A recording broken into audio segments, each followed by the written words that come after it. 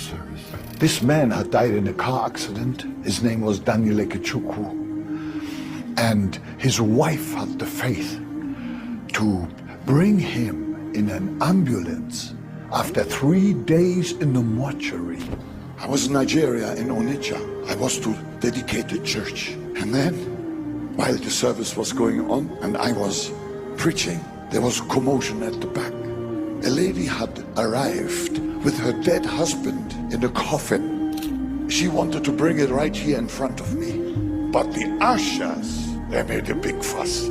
They wouldn't allow it. I was already in the middle of my message. After long discussion, they said, put the dead man in the basement. That's close enough. If God wants to raise him, he will raise him. And as I was preaching and praying up there, suddenly that man, 3 days in the mortuary and already embalmed, suddenly somebody rushed in and said, it's now breathing, that is breathing, is breathing. I didn't even know there was a corpse in the cathedral. But somebody had faith. That wife had faith. Hebrew 11:35, women receive their dead bodies to life. So the moment I read this place, that night, when I remembered all these things, I said, no, it cannot happen. I must do something to prove God again. On Saturday, when we were sleeping in the night, the wife of my son, for I took him to the mortuary. The woman said that the husband is disturbing her, that they should carry her to Onitsha for Reverend Bucky.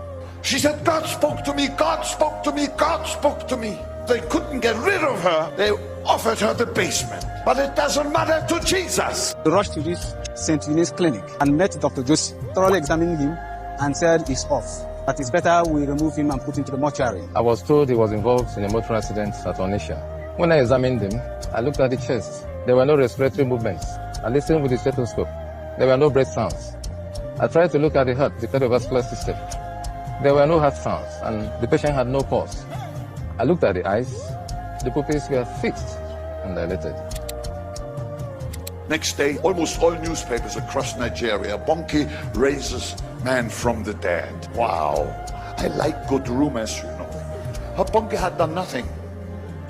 It was the handiwork of Jesus, who is the resurrection and the life. The brake of my car failed.